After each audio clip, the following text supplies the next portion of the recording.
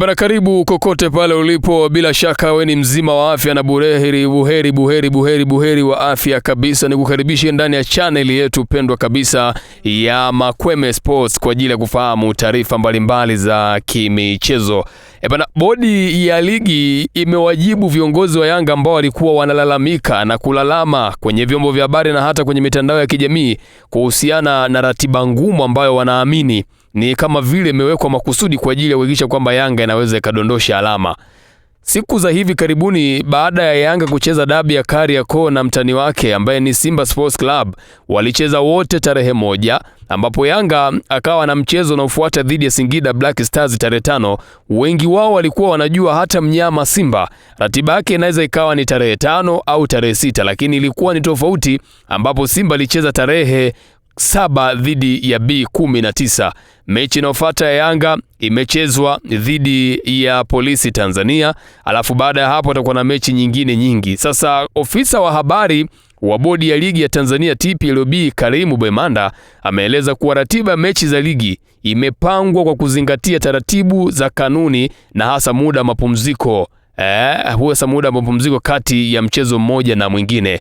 Bwemanda amesema kwamba kimsingi Simba ingeweza kucheza tena Machi 4 au Machi 5 baada ya dabi ya Kariakoo iliyochezwa Machi 1, kwa kuwa muda wa saa 72 ungekuwa umeshatimia kama ilivyokuwa kwa baadhi ya timu nyingine.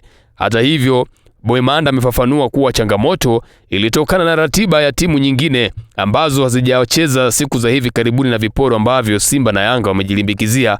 Kwa mfano, Coastal Union wao walicheza na Singida Black Stars Machi 2, na hivyo kama wangepangiwa kucheza na Simba wangecheza Machi 4 na badala yake wangekuwa wanacheza chini ya masaa 72, jambo ambalo kikanuni si sahihi, amesema afisa habari wa bodi ya ligi ambaye ni Karimu Bwemanda.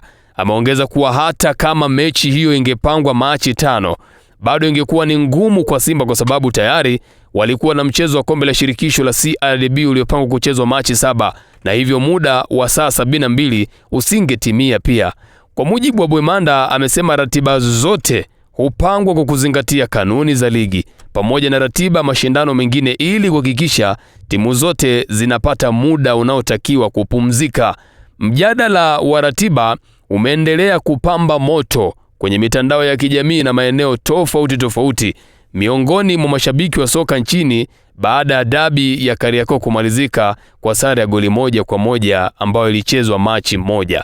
Kwa hiyo ni kufikishia taarifa hii tu kwamba bodi ya ligi wamejaribu kuwajibu baadhi ya viongozi wa Yanga ambao walikuwa wanalalama kwamba ratiba imekuwa ikiwabana na imekuwa ni tofauti na mnyama Simba, kama ambavyo tumemwona mjumbe wa kamati tendaji Alex Ngai akiposti kwenye mitandao yake ya kijamii akieleza kwamba wanapitia ugumu hasa kwenye ratiba ambayo imewekwa na bodi ya ligi. Bana, usisahau kusubscribe na kugonga alama kengele. Hii ni Makweme Sports. Tutakuwa tunaendelea kukuletea update na taarifa mbalimbali za kimichezo hasa hapa ndani Tanzania.